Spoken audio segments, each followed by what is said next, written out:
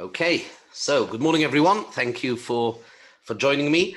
The idea, what we're going to try and do this morning is to cover perhaps some of the key halachas regarding Pesach, maybe cover a few new areas that perhaps haven't been covered before. Clearly, Hilchas Pesach is vast. There are a lot of halachas, and many of them are very, very complex.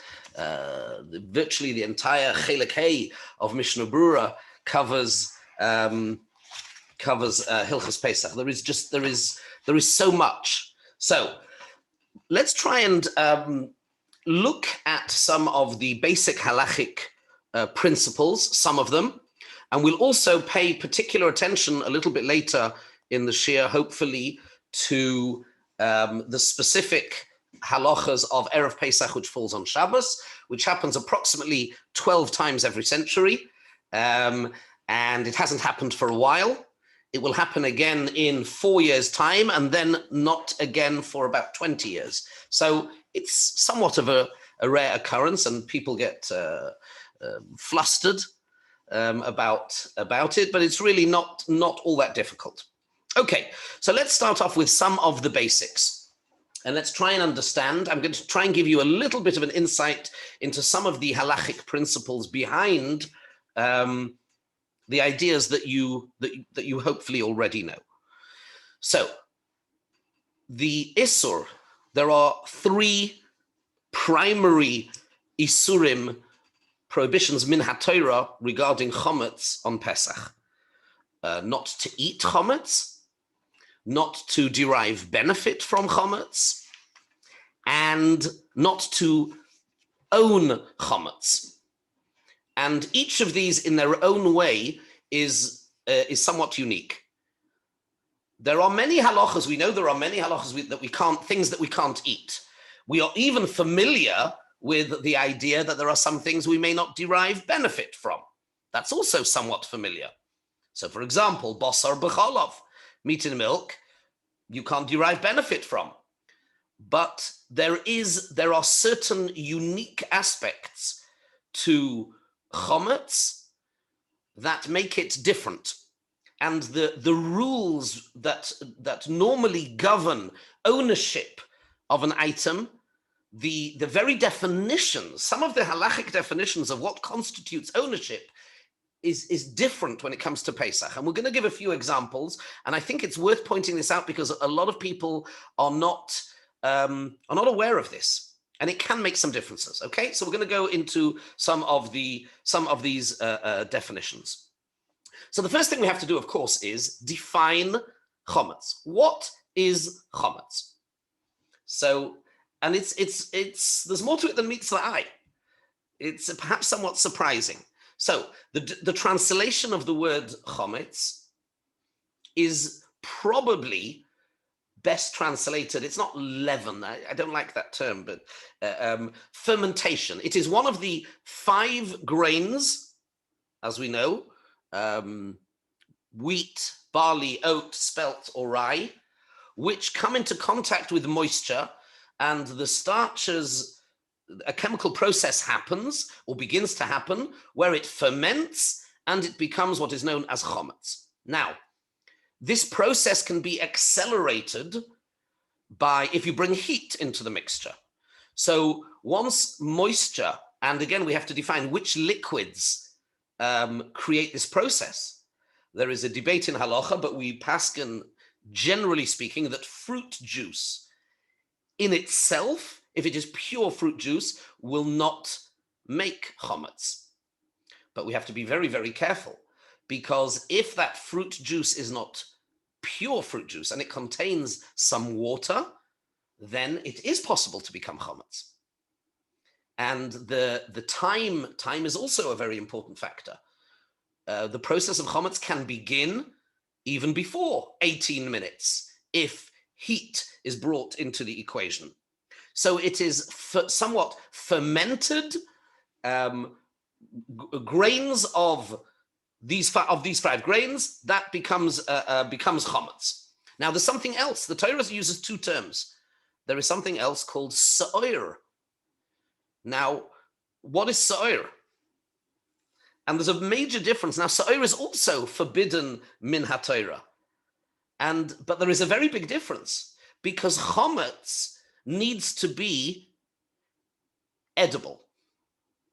Chometz is usually, I'll explain, Chometz is usually food, not always.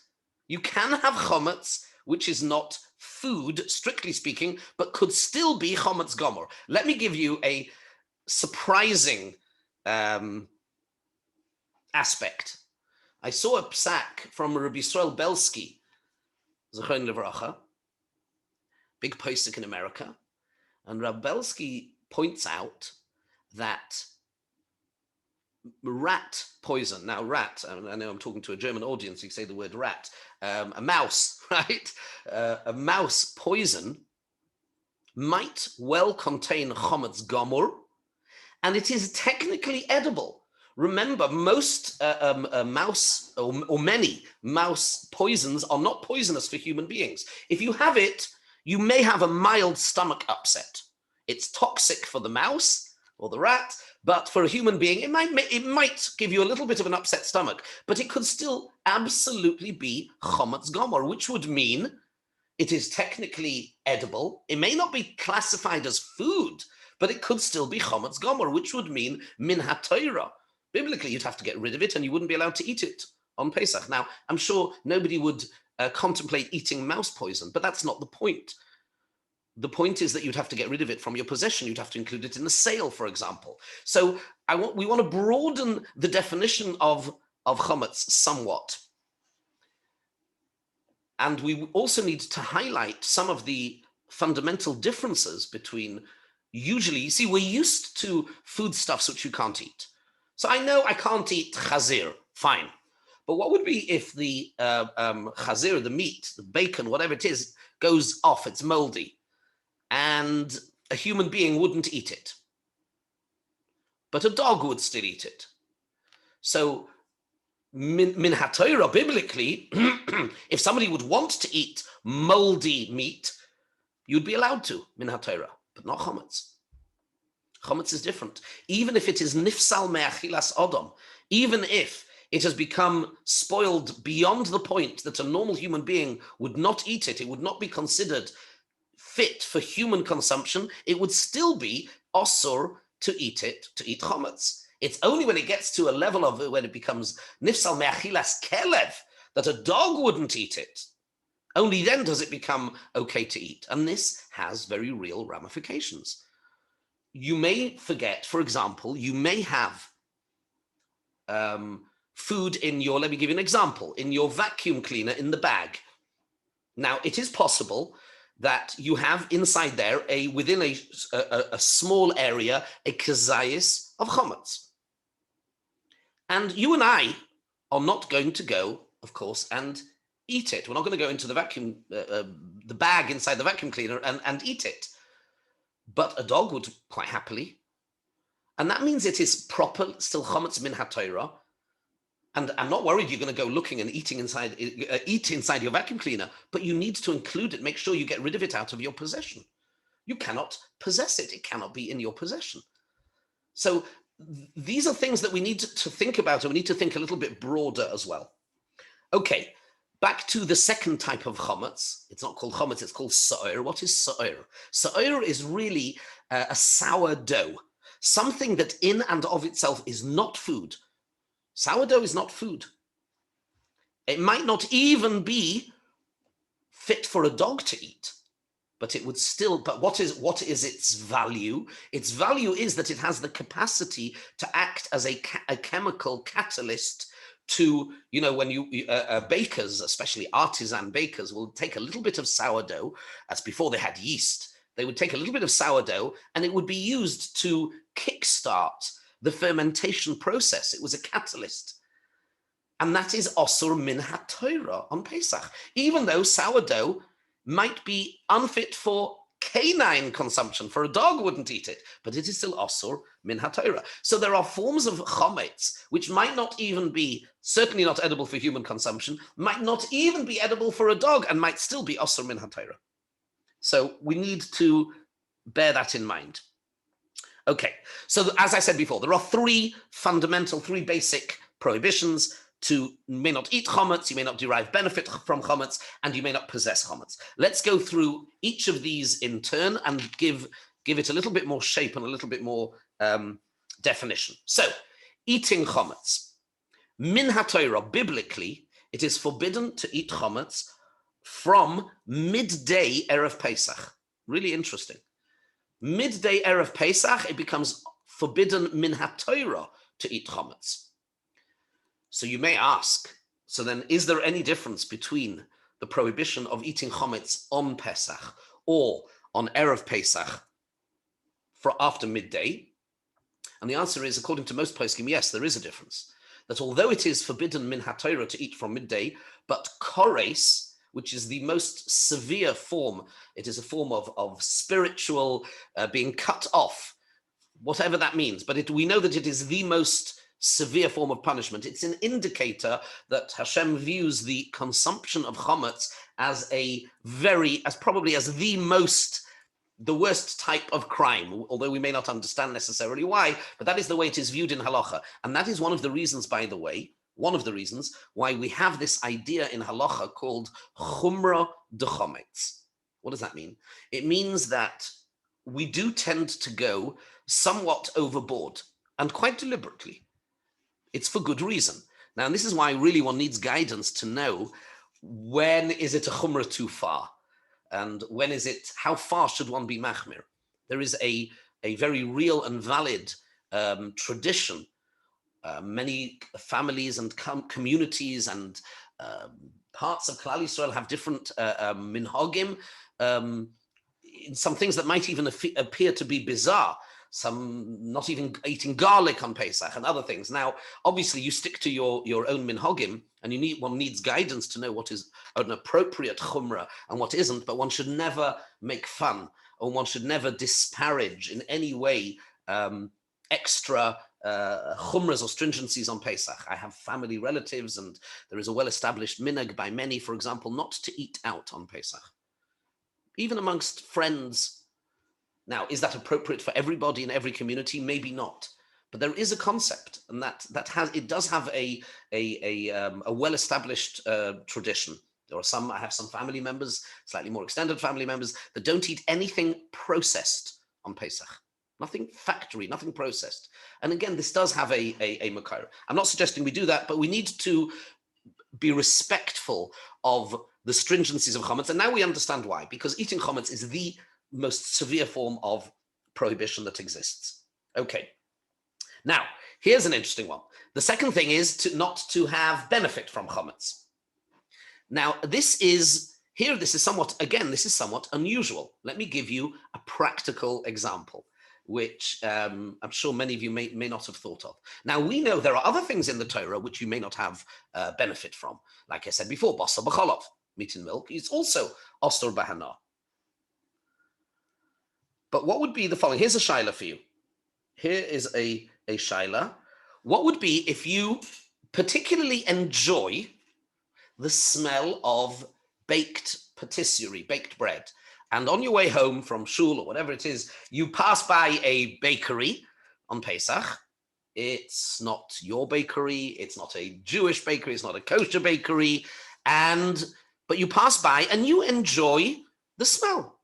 Is that okay? Now it's not my Comets, I'm not eating it, I don't possess it. Is there any problem in that? Not so simple. According to the Biur Halacha, according to the Chafetz Chaim, it is, at least, I have to be careful with my words because there is some controversy about it, but it is, according to a number of poskim, potentially absolutely problematic. It might be included in the Isur Hana. Reb Shlomo Zalman Auerbach, in his Sefer, paskins as follows. He says that a person should not do a pe'ula of she'efas ruach, an action where you are indicating that you are voluntarily and deliberately wanting to get benefit from this. So to pass by, for example, certainly according to Shlomo Zalman, and to stop for a minute and go,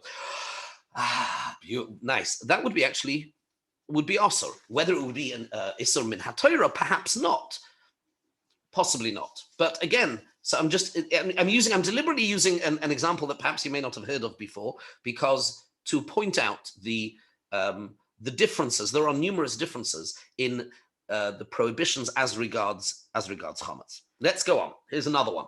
The third Issur is to possess Comets. Now, normally, you can possess bacon. That's not a problem. You can possess stuff that's not kosher. To own something that's not kosher is not a problem. But you cannot possess Comets on Pesach. But what is unusual is that the laws, that the structures, the legal definitions of ownership are much more broad when it comes to Pesach. Let me give you an example.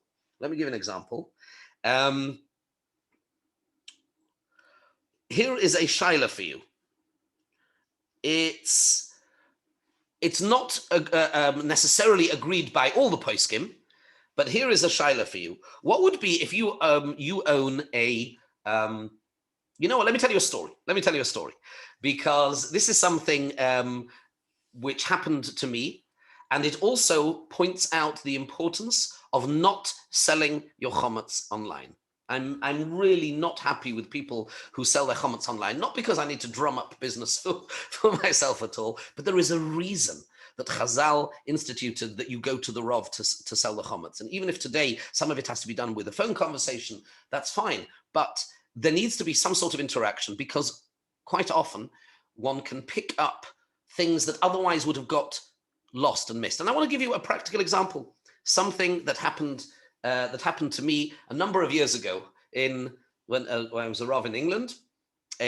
Somebody came to me to sell a Comets, and I was going through, and then I remembered that he had recently become a partner in a boutique accountancy firm.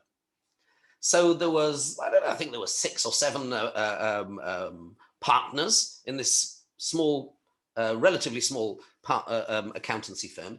So I started saying, the usual thing, do you have any Comets in your place of work? Any Comets in your garage? What about medication? And I said, hold on a second. Tell me, your practice is open. I mean, leaving aside the whole problem of having a practice open on Yom Tov, if you're a partner, that's a whole separate thing, and you need to have a proper document drawn up carefully to how that is managed, and we did that as well. That was something else we picked up, by the way. He'd only recently been made a partner and wasn't aware of it. So although accountancy firms were not open on Shabbos, but on Yom Tov they were. He was only one of 6 or 7 partners, and the practice was open on Yom Tov, and that's a separate shaila, by the way, needs dealing with. We picked up on that from that encounter as well. But on top of that, I said to him, hold on a second, what happens when your clients come in? He's quite a high-end boutique firm. Your clients come in, do you serve them coffee? He said, yes. Coffee? Biscuits? He said, yes. I said, hold on a second, my friend. I don't know whether you realize this, but those are your biscuits. You are a partner in the firm. It's not even stock ownership, which is a whole separate shaila. But leaving that aside, even if if you have shares in a company that owns a supermarket, that there are many of poskim that are lenient on that, that's fine. But this is direct. You are a direct partner in the firm. You share the profits, the costs. You bear your proportion of the costs. Legally, you own those biscuits. And he went white. And he realized that had he not come to speak to me, he probably would not have thought of it. Just didn't think of it. And he would have, chas v'shalom, he would have owned Comets on Pesach. And here is where, if I am allowed a minute of pride, this is why a Rav also has to be a little bit creative. You have to be able to think a little bit creatively. So we started talking about, so what are we going to do? To go to the partners and start telling them that you're mad enough anyway, you're from Jew. It's another Meshigas, what? And then I had an idea. And I said, well, how about if you have, 1 week a year, you will have a healthy week. And instead of serving biscuits, you'll serve fruit. So you get rid of the stock, draw down the stock of biscuits, make sure you get rid of them before Yom Tov, but make sure that there's no biscuits left in stock before Yom Tov. And for the week of Pesach, you've got an initiative, you had a healthy initiative. We're going to serve fruit, and we're going to serve fruit to our clients. See, the partners loved it, and I saved a yid from owning Comets on Pesach. And that is one of the reasons why you need to sell your Comets through Erev, just to go through a checklist, to think about the possible pitfalls. And that's a salutary lesson, which one needs to remember. But besides for that, here's another shaila. Insurance. Let's say you are an insurance agent. So you insure, or you're a partner in an insurance agency, and you insure businesses that store and possess Comets. Is that a problem? Or you are in a situation where you have a monetary responsibility, a liability, a legal liability, that if a certain Chometz goes missing or gets stolen or whatever, you are chayev ba'achriyus, so you have a duty to replace it. You need to ask a shaila. It's not so simple.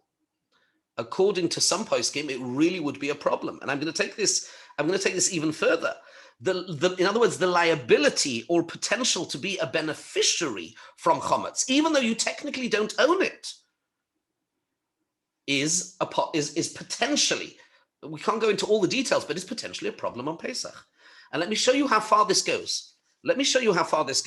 In other words, the normal laws of ownership are extended beyond either owning or being totally responsible for.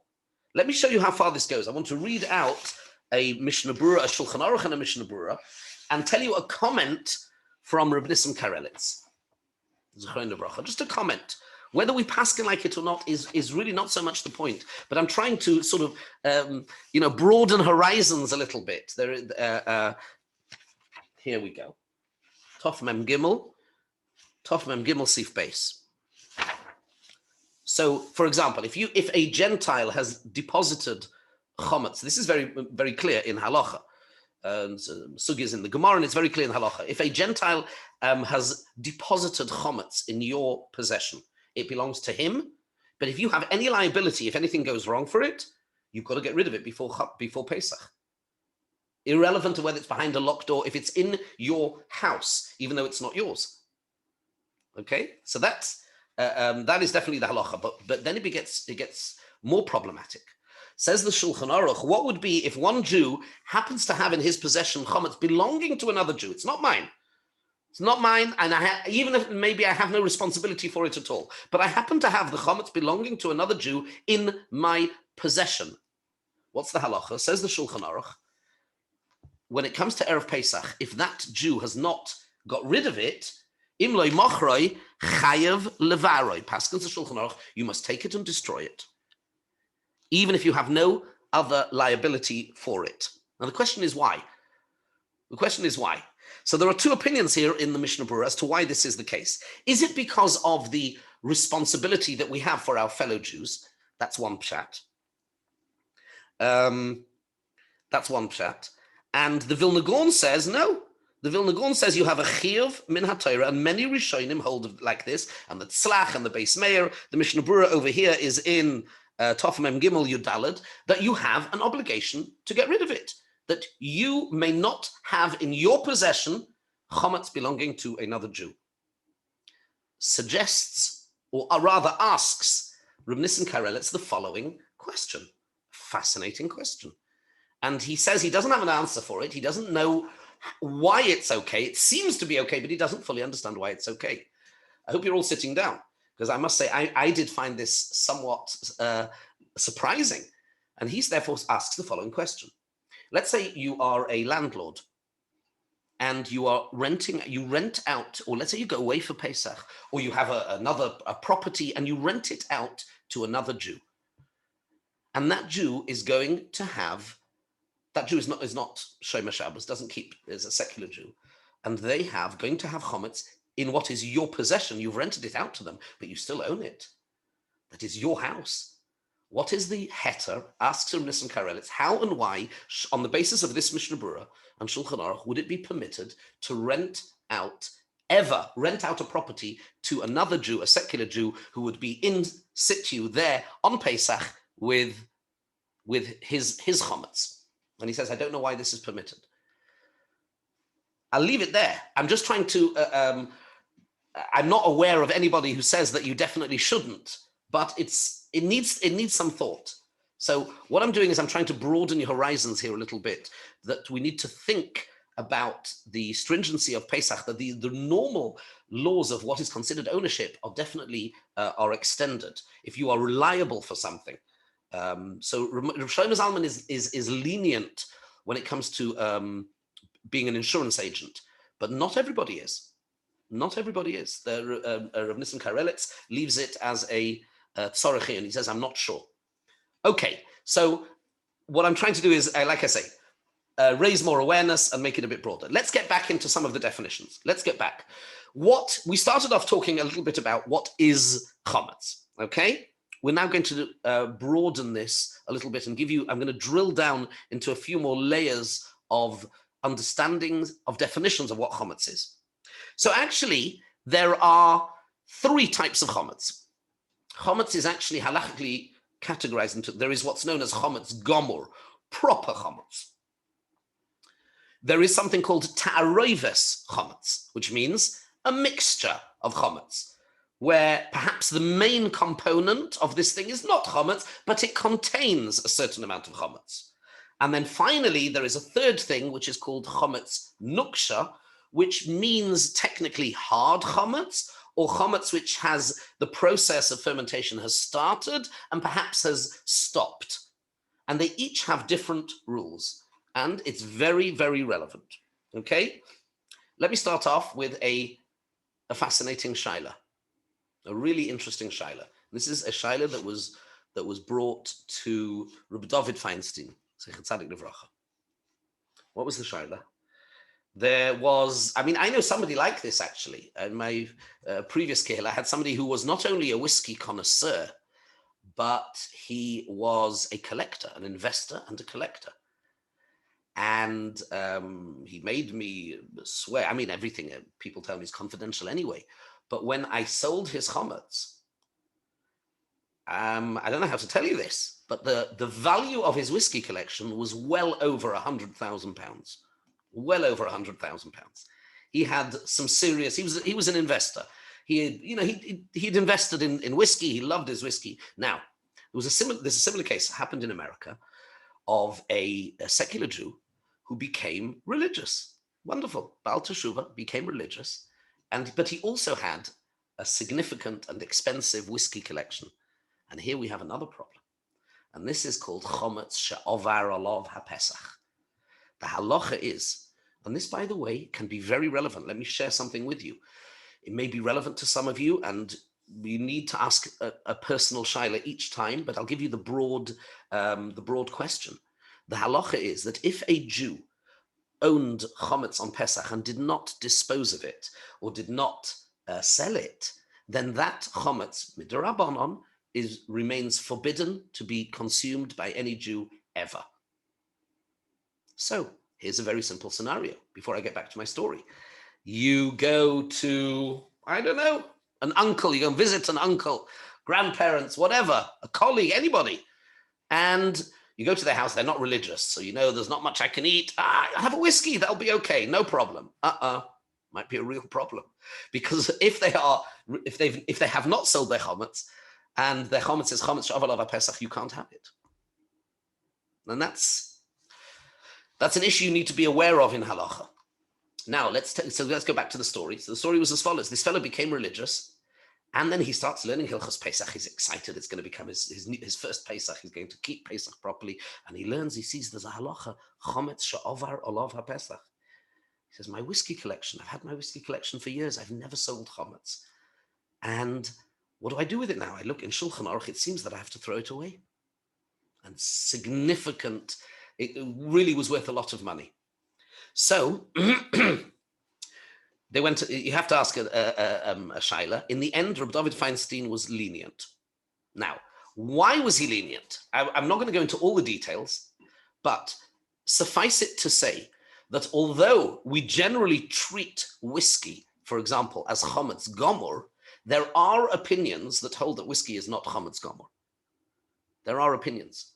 And this makes a difference. If, according to everybody, it would be Chometz Gomor, then just the financial loss alone would not have been enough to be lenient. But given that there are some opinions that hold that whiskey is Zeya Ba'alma, it's not proper Chometz Gomor, therefore there is room to be lenient, and the prohibition of consuming Chometz She'aval Ava Pesach is Midrabanon, together with Hefsed Meruba, a significant financial loss. Reb David Feinstein now, it needs a Reb David Feinstein to be makel, and it has to be done on a case-by-case basis. But this is one reason why it's important for us to realize not all Chometz are created equal. So there is Chometz Gomor, something which is just pure Chometz.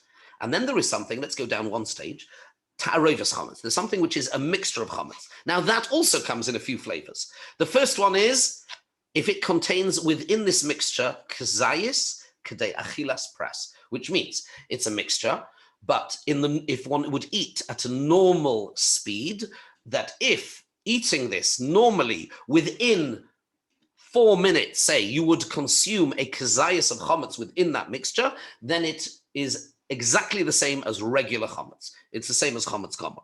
Now, what would be if the amount, however, the proportion of chometz in this is less than a kazayas kedei achilas pras? So you eat this mixture, whatever it is, and after 3 or 4 minutes, you have not consumed a kazayas of chometz. So now, may you eat it on Pesach? Of course not. But the question is it forbidden min haTorah to eat it or not, or is it only midrabanan? So this is a machlokes rishonim. There is definitely no kores. It is an argument between the rishonim whether it is forbidden min haTorah or not, and it might depend on whether it is in a mixture which is whether the chometz element is min b'she'enoi minoi, which means that the chometz element is different to the rest of the ingredients, so therefore it imparts taste, and therefore you wouldn't be allowed to keep it. Whereas if it was in min b'minoi, then min haTorah you wouldn't be over if you ate it, although it would be also midrabanan, and you still would have to get rid of it. And this can make differences in terms of what happens after Pesach, etc. Okay, so that's the second level. Then we go down one more level, and that is what would be ta'amoy v'lei mamoshe. Let me explain to you what this means. As follows: you cook a chicken soup with noodles, so that's chometz. You then scoop out all the noodles, so there's no more chometz in this chicken soup, but there is ta'am, there is mixture, there is taste. So it was cooked with chometz. You then removed the chometz. So is it osur min haTorah to eat it or not? All you're eating is the taste of chometz, but not chometz itself. So that's a machlokes Rashi and Rabbeinu Tam. There is definitely. So what would be if you have such a mixture? Here's a shaila for you. You have a chicken soup which you made before Pesach. It contained noodles. You took the noodles out. Do I have to sell it? Now, you definitely shouldn't eat it on Pesach because it contains taste of chometz. But do I have to get rid of it? You don't. You don't need to get rid of it. You can just put it away. Make sure you don't eat it. Okay? And then we have really interesting that the last category here is bittul.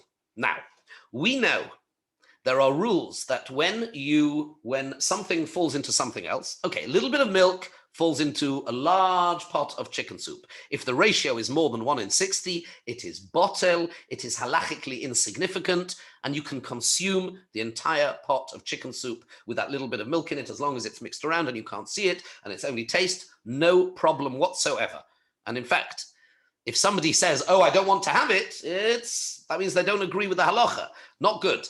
So it's absolutely okay. What happens if you are cooking your chicken soup for Pesach and a little bit of chometz falls in? Let's keep it simple. Let's talk about liquid chometz. I don't know, a little bit of beer, right? So you're cooking for some reason, I don't know why or how, but you're cooking your chicken soup for Pesach and a little bit of beer falls in. But it's a big pot of chicken soup, tiny amount of beer. What's the halacha? So the halacha is that, oh, you're all on mute. Okay, that's good. So could you consume this on Pesach? Yes, you could. It's bottle because if this happens before Pesach, then it becomes annulled. And then when Pesach rolls around, it doesn't wake up again, so to speak. And you can eat it on Pesach. Now, what would be if it was something which wasn't so simple? So liquid in liquid gets dispersed and you can't see it, you can't identify it. What would be if it would be dry in dry? Flour possibly, or something like that. So this is actually a machlekes between the Chazon Ish and the Mishnah Berurah.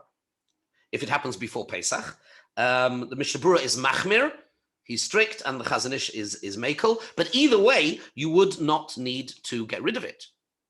Even according to the Mishnah Berurah, that you couldn't eat it, but you would not need to get rid of it. So before Pesach, the regular rules of bittul and nullification apply. However, once Pesach rolls around, we treat Comets differently. One of the stringencies of Pesach, which is why when I said in my shir to the women, and this I suppose is worth repeating, Reb Moshe Feinstein, Zecher Tzadik Livrocha, is quoted as saying that if I had to clean my house for Pesach, he said it would take me 3 hours. I don't know how big his apartment was, but he says it would take me 3 hours. He said 2.25 hours would be spent in the kitchen and 45 minutes in the rest of the house. I'll explain a little bit later on why 45 minutes in the rest of the house, but the area where we are most concerned and the area where you really need to focus all of your energies is in the kitchen because of the prohibition of eating Comets that is so severe and so strict, more so than any other Issa, really, any other Issa.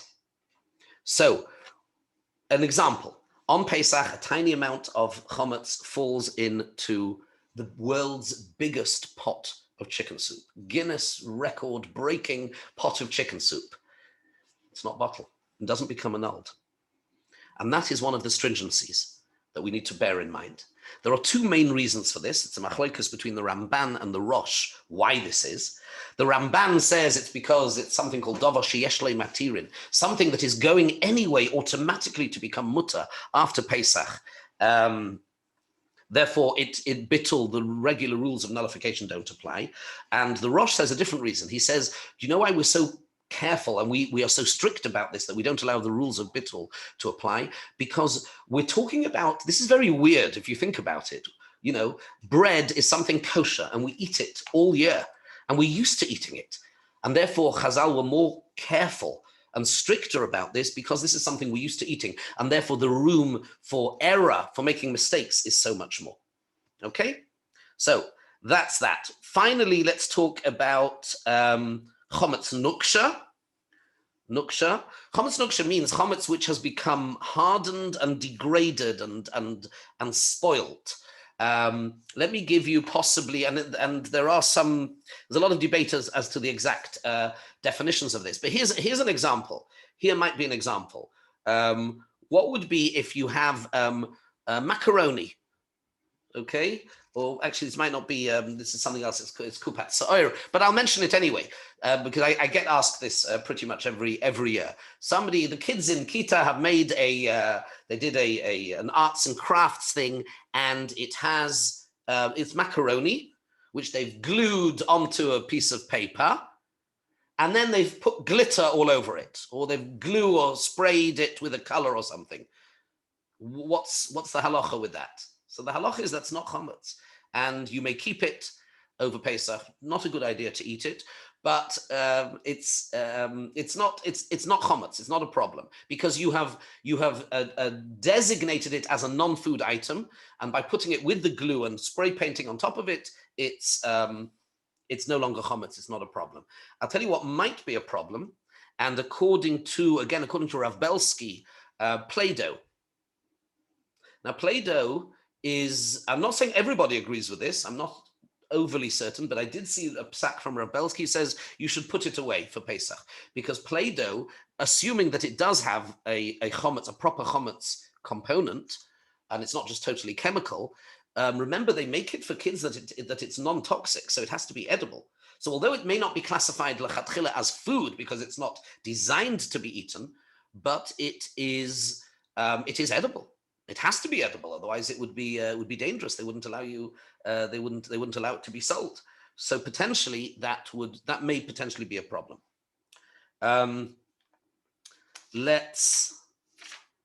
Right. So that really is the end of that. And what I want to do now is move on. We've spoken some broad principles about the definitions of Comets, the levels of the prohibitions. I hope I've raised some more awareness. We've given some examples that you might not have thought of. And I want to move on now, and it's a pity we're not doing this in person because this will be printed out and sent out to everybody. But I want to move on in the second part, which is really important, is to go through some of the order of what's going to happen this year.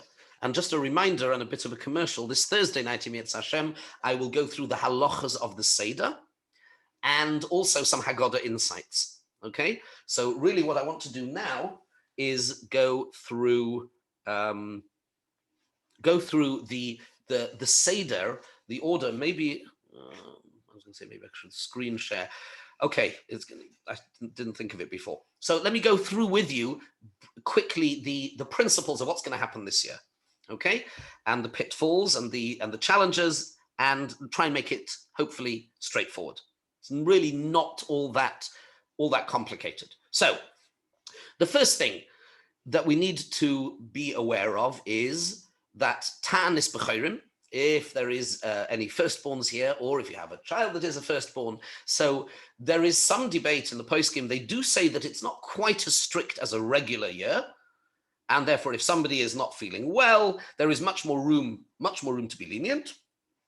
But we do ta'anis b'chayrim this year on Thursday, which is actually the 12th of Nisan. That's when it's going to be the ta'anis b'chayrim, and in Yetz Hashem, after Shacharis, not sure which one, I will be making a siyum on Maseches Rosh Hashanah, which we at Kehillah have learned together in the last year and a half. So there will be a siyum. If you miss the siyum, and you can join the siyum by Zoom, that's not a problem if necessary. If you miss the siyum, then call me up and ask me a shaila, because it is somewhat more lenient. So Ta'anis b'chayrim is pushed off one day. Now, Thursday night. Thursday night is the 12th going into the 13th, so it's the 13th of Nisan.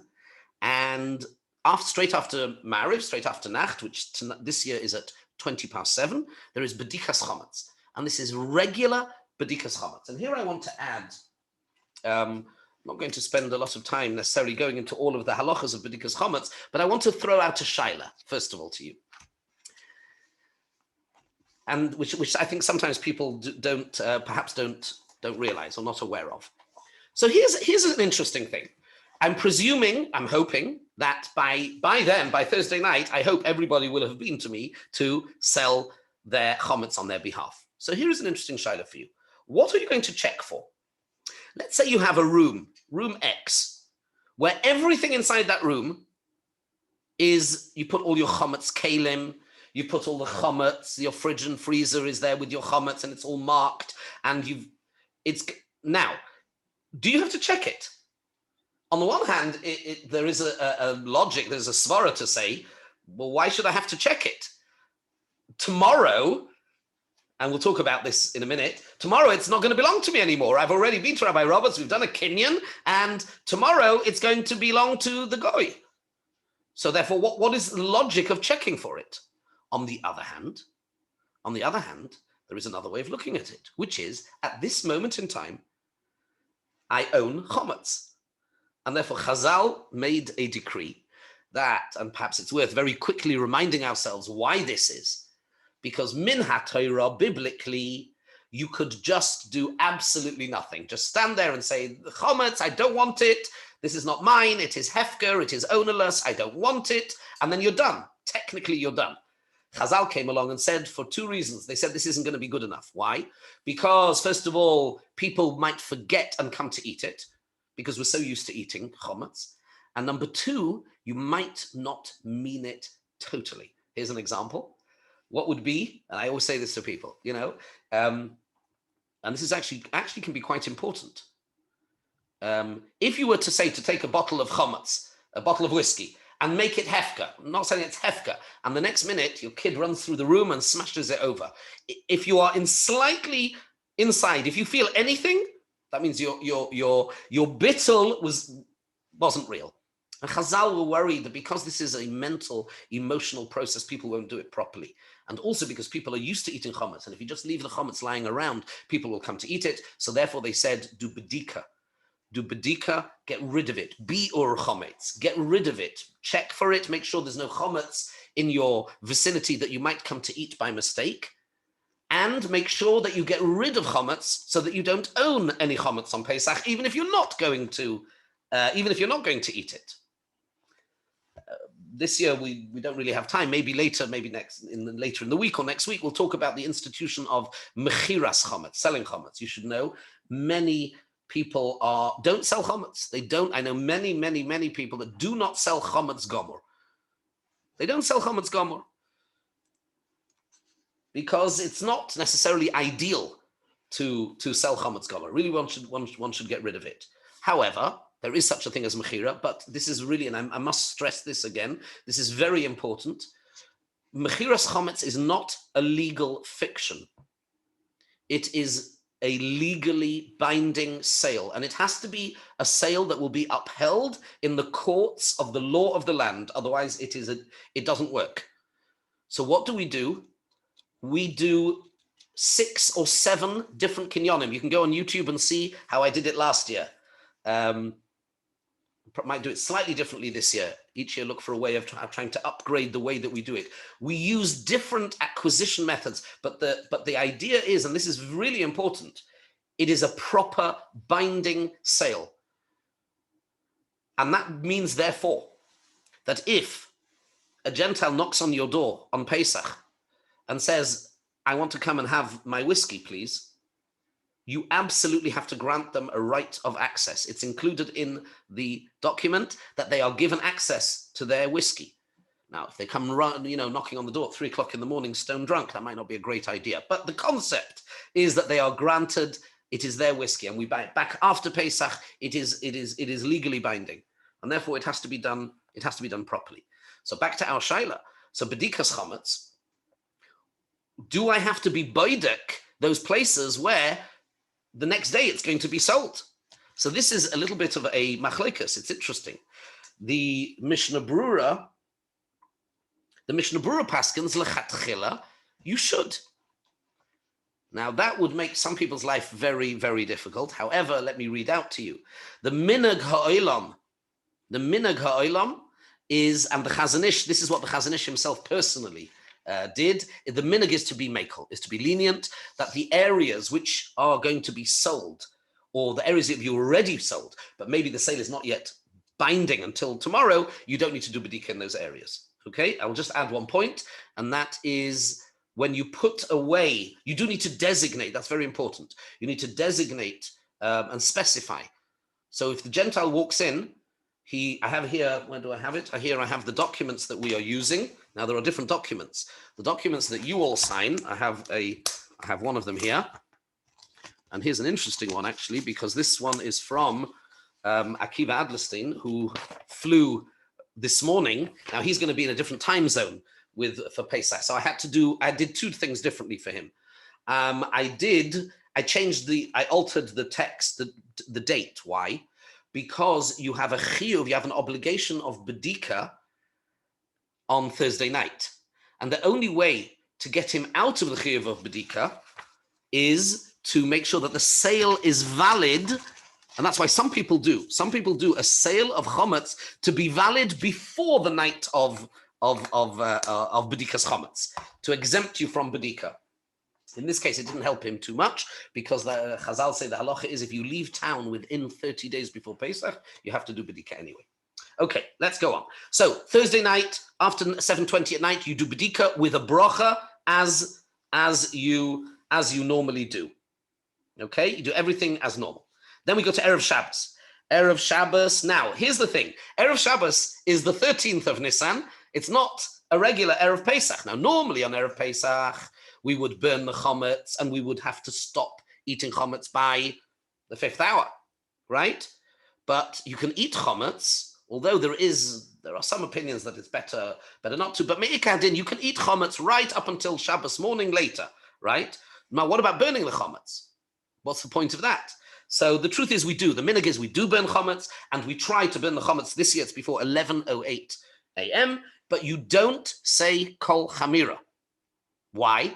Normally we say Kol Chamira declaration after the burning Comets because I'm saying any Comets that I have left, it's now the time for eating has gone, the time for owning Comets has gone, and if I've missed anything with my bittul or my mechira, my sale, or my burning, so I now declare it Kol Chamira, it's bottle. You can't say that because you're going to eat challah tonight.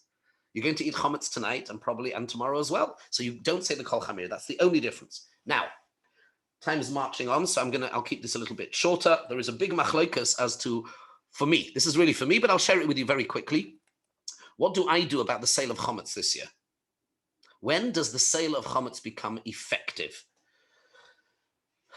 Now, there's a potentially a technical problem. Rabbi Kiva Eger talks about this. You know, you're not allowed to make a kinyan on Shabbos. You're not allowed to conduct business on Shabbos. And doing a kinyan on Shabbos is a problem. Making an act of acquisition of something is a problem. And doing an act of acquisition before Shabbos, that it should then be chal and valid and effective on Shabbos, is also a problem. So there are competing considerations. And I actually discussed this with Rav Zimmerman Shlita this year. And he told me he had an interesting story this year also with the Beis Din of Moscow as to how they are doing it, because there are different considerations. So in the olden days, you had classically, a lot of Jews were innkeepers.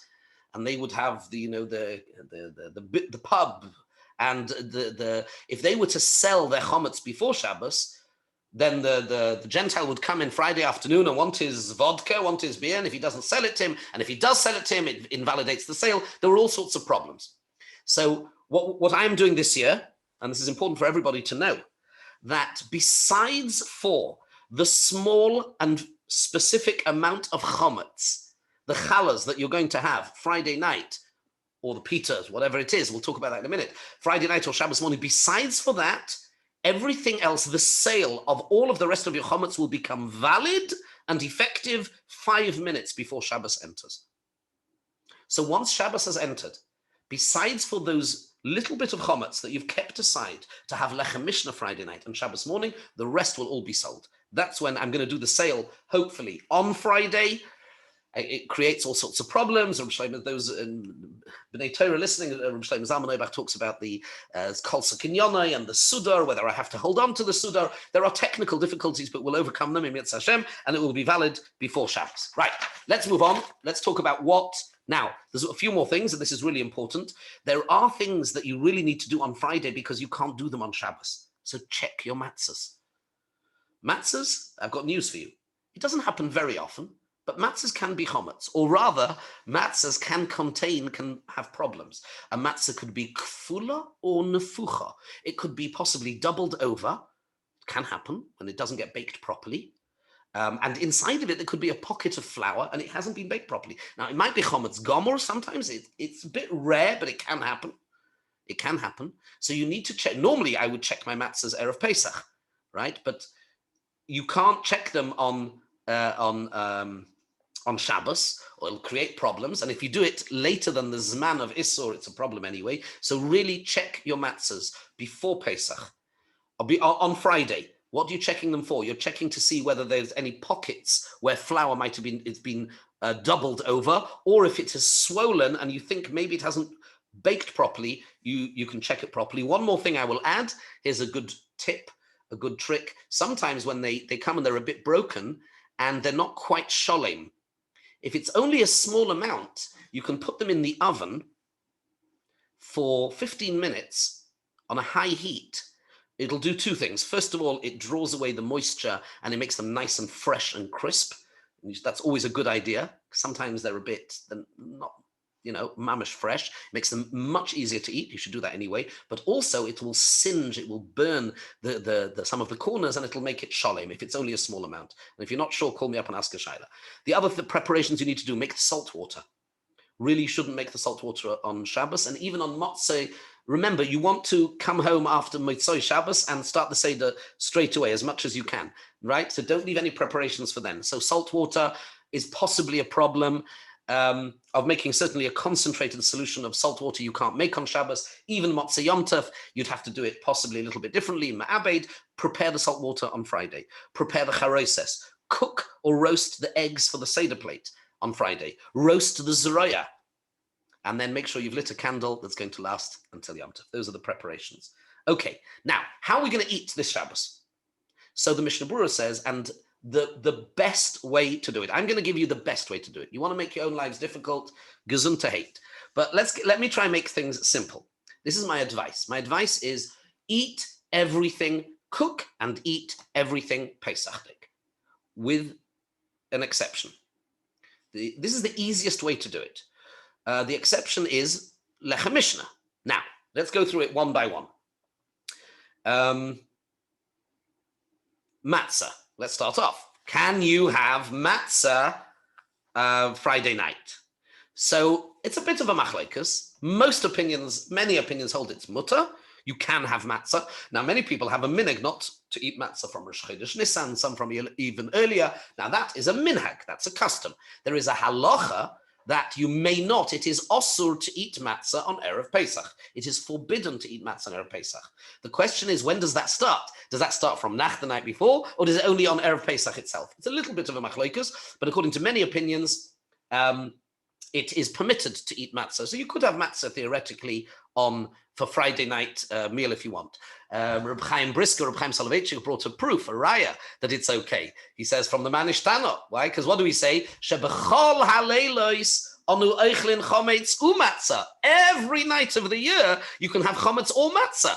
That's a proof, he says, that obviously you are able to eat, genius, Reb Chaim, that you are able to eat matzah on the night before Erev Pesach. Be that as it may, you can have matzah then if you want. If it isn't your minhag to stop eating before, that wouldn't be a problem. Okay, now, if you are going to have challah, which I suggest you do, some people use pita bread. It's better because it crumbles less. Make sure you don't have too much, so you're not going to have leftover. You really want to get the amounts and the quantities right. You want to eat. If you're going to listen to me and eat Pesachdik, then you're going to designate one small part of a table or another part of the room away from everything else. I have memories as a kid of eating in a little into a little plastic bag, being very careful with the crumbs. And then as soon as you're finished, taking those crumbs and the little plastic bags that we each had and pouring the crumbs down into the toilet, brushing yourself off, making sure that you've got no crumbs, and then go and eat the rest of your meal Pesachdik. That is the easiest thing to do. The minute you start anything else, it gets more problematic, and possibly using disposable plates and things like that just for the lechem mishnah is probably a good idea.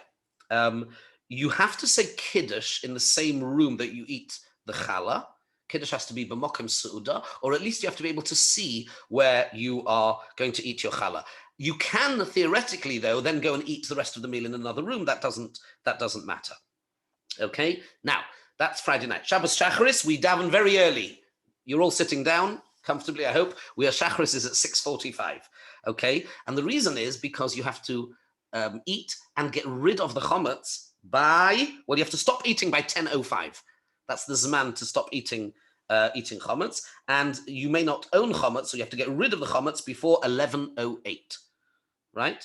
So you come home. Now here is where you have, here's the following issue. Here's the challenge.